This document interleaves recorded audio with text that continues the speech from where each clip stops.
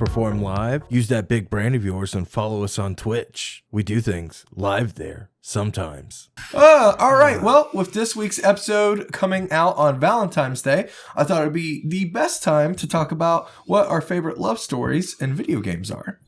Has anyone got a first? Love's dead. Love is dead. There is no love in video games. It's been a great episode. Thanks, guys. Bye.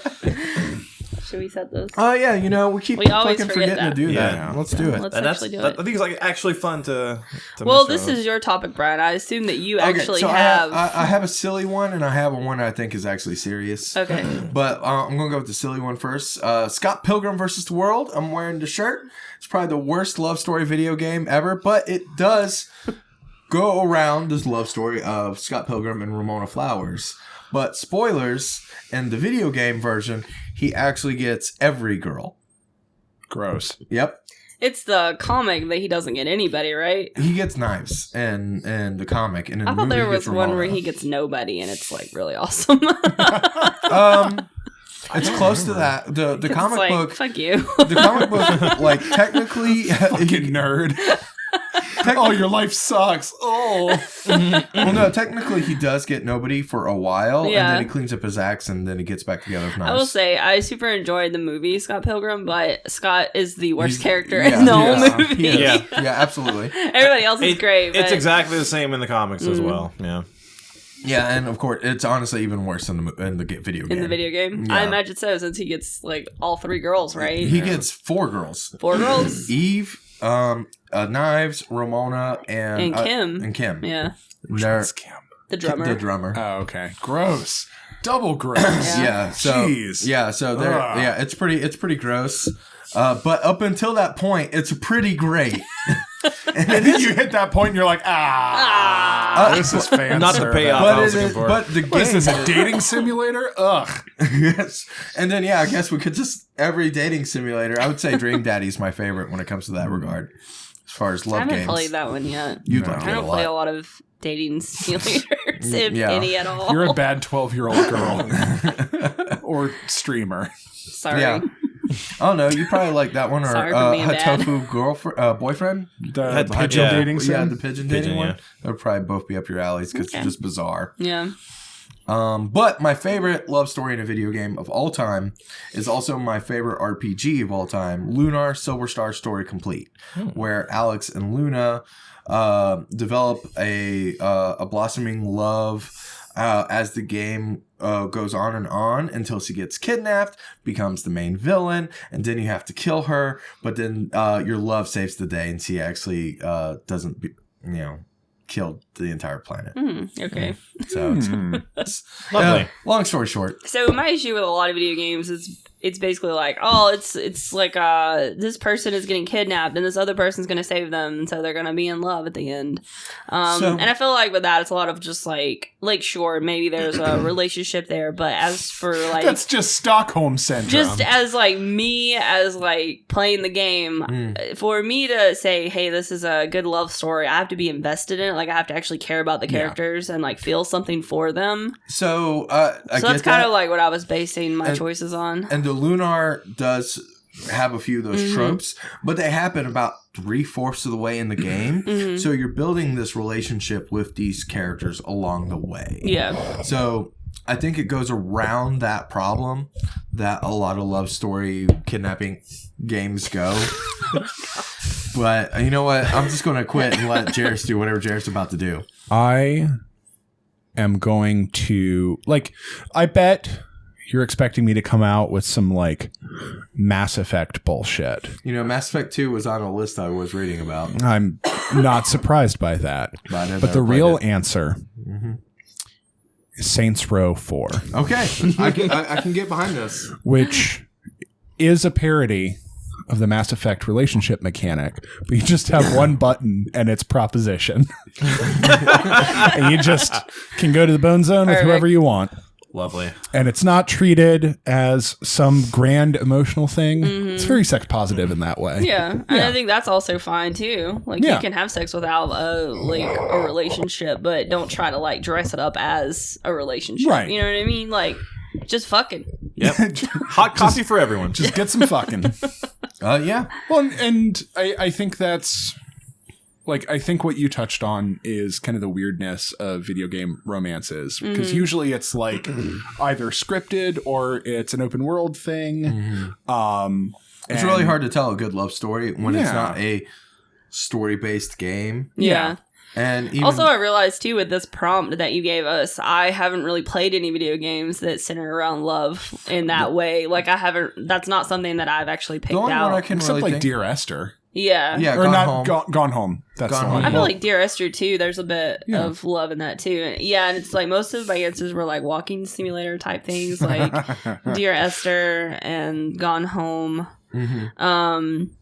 So I have a silly one and a serious one. So my silly one is Portal. Okay. Between Shell cube. and the cube, Yeah. because the reason why it's silly, but also like you're stuck, you're isolated in this facility, and you have this like cube that's it's your companion, like it's literally in the name, and then it helps you get through all of these puzzles, and then GLaDOS makes you destroy it, and it was so sad. Like I was really like upset when I had to destroy the cube to progress. Actually, in that game. I remember watching you play this, and you took like a solid 15 minutes to try and figure out how. Yeah, because I was like, no, there's got to be a way for me to do this without killing the cube, because I don't want to kill it, and it's an inanimate object, but it was like. That was my buddy, It's love as an emerging pattern rather than love as like a scripted narrative event. Yeah. I don't think that's an invalid response. I think it is a funny one though.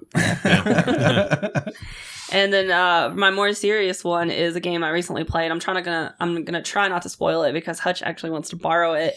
It's called The First Tree, and it is not a romantic like boyfriend girlfriend or girlfriend girlfriend boyfriend boyfriend type of love. It's more about family love and dealing with family loss, which hit really close to home to me because I lost my sister in June of 2019. And this game kind of threw me for a loop because I just saw the trailer on the Nintendo store like a couple years ago. And we ended up doing the game at work, so I got a free copy of it. And I ended up playing it. And it is also, in a sense, a walking simulator where you are playing as a fox. And there is a man and a woman narrating. He's having a dream. And it's essentially he's talking about the relationship between him and his father and all the things that were left unsaid. And then at the end of the game, there's some really cool like interaction stuff where you actually get to interact with people who have played the game before you. So that was really interesting. And I just bawled the entire time. But I thought that was a really good love story too. It was really interesting watching you play that because you took a lot of breaks. Yeah. I remember you get like an hour at a time. It's a short game. Like I beat it maybe 2 or 3 hours. Yeah, it was about 3 hours, but you took a break after like every hour. Yeah, so there's like 4 or 5 stages that you're in, and after each one I took kind of a break because I was like, "Ooh, this is heavy." I'm feeling emotions that I wasn't expecting. Yeah, and I'm sure some people can play the game and be like, "I don't understand. There's no emotional context here for me," but it just hit me differently. You know. Yeah. Well, you sat down to have like a fun night of playing games and trying stuff. Yeah, so and you were not ready one of my for resolutions for 2020 was to play more video games. So this was like a video game that had been on my list, and I was like, I'm going to play a video game. And I beat the game, and I was just so like dumbfounded. I kept thinking about it. I wasn't even in the mood to play any more video games. And I just couldn't play anything else that night. I had to do something else. I had to console you because you were like, I wanted to play more games. I'm like, you beat a game. It's okay. Yeah.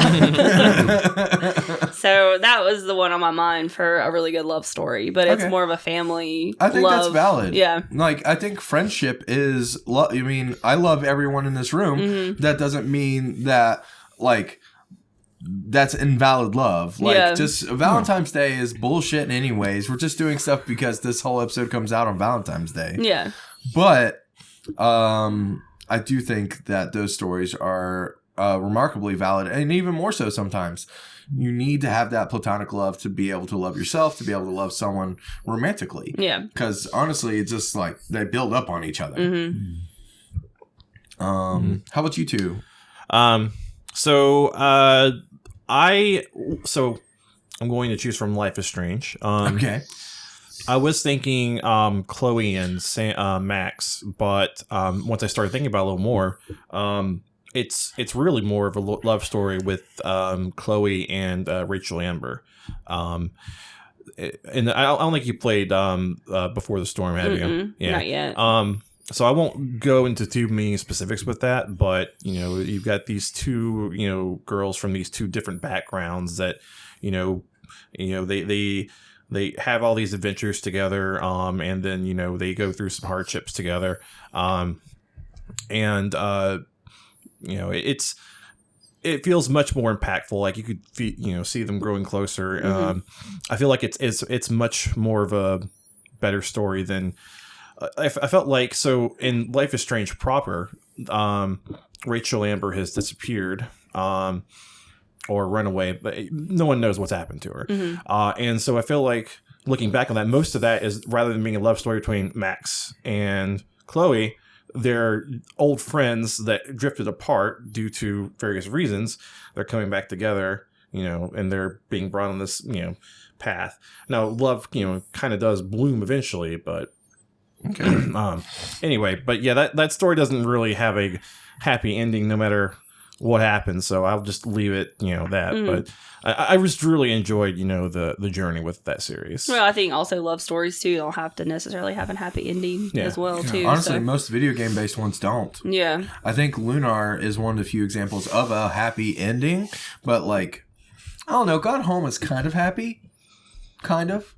It's not not in a sisterly love. It's bittersweet, sad, but it's not unhappy. Yeah. But even then, it's just kind of like you said, bittersweet, sad. But it's one of the happier endings as far as like actual like romantic love goes. Yeah, I can't really think of a game that I'm like, oh, that's a really good love story. Like I think love stories in video games are rare, anyways. Yeah. Like proper love stories, not Mario wants to fuck Peach love stories. No, I like the original Mario is a love story because she sets boundaries and he sticks with them. I mean, yeah, hey, you got that going. I think the only Nintendo title that has any remotely closest thing to like any kind of like sexual activity is probably like Zelda 2. Yeah. Like Link gets a kiss from Zelda at the end of Zelda 2. And the curtain goes down and it's implied more happens. I never played Zelda 2, so. I mean, there is the one person who gives you back your life. Oh, that's right. Yeah. Oh, that's okay. You're right. Yeah. No, there is the lady who heals you, and like it's implied that she's having sex with you in every town that you go into. Yeah. In Zelda 2? The way that you refill your health and you refill your magic by fucking either a sexy lady or an old lady. The old lady refills your magic, and the young lady refills your health. How is it implied that you're having sex? Because you go into a building? Yes. Yep. At least that's... people go into buildings and don't have sex every day, Brian. Not my experience. And also, sex doesn't equal love. It doesn't. You're right. Yeah. It was just a transaction. It was. It's very much a transaction. But at the end of the game, there's a heart, so it's love. There's just a heart laying on the ground, just like an organ. Like I made love. I made this. I cut a heart out of the pig wizard, and now it's love. Well, have you ever played any video games that have like any love stories attached to them? Well, and like the game that I played most recently that had a love story involved in it is Witcher 3. Okay. And I like how it ended because it has kind of a multi-directional potential love narrative. Okay. And if you select or it's more of an urn. It's not just like, this one, I like you, so I'm going to talk to you more. And then we relationship. But yeah, depending on how you beat the game, like what sort of ending you get, has kind of the relational after effects of that. Okay. And what I ended up getting was like character and particular love interest like move off and have a peaceful, quiet time afterwards. So I've never played Witcher 3, but a lot of people, like when I was researching this, Witcher 3 came up in a lot of lists. Yeah, well, and it's I think it is probably a better romance narrative than a lot of other games because it's not just It's earned. It's earned. It's not just like, oh, I can see stars like hearts in the eyes. It's like the character that I ended up developing the relationship with in the game. It wasn't all good, and it was like there were certainly times where difficult conversations occurred, and like it felt like a more genuine interaction than just boning Garrus in the weapons room. Making those calibrations. Yeah, you got to calibrate that calibers. Well, with that, I think, unless anyone has any final says on love and video games, all right. Not really. All right. I don't know. I just found out, like, I guess I don't play video games for the love stories. That's Honestly, not my forte. So. Well, yeah, no, that's fair. They're pretty shallow at best. Yeah. I will say that it was kind of enlightening when I thought of the topic idea before I like really like got delved into it. Mm-hmm. Yeah, I was just like Valentine's Day, love, Yeah. whatever, and then I really started thinking about it. I was like, man, this could actually be kind of difficult. Yep. But I will say happy Valentine's Day to all of you. Thank you guys for watching HEETwave, and we hope you have a wonderful holiday. We'll see you guys next week. Go do some Valen crimes. Yeah, by watching Sonic the Hedgehog. Everybody's date. Sonic Heroes.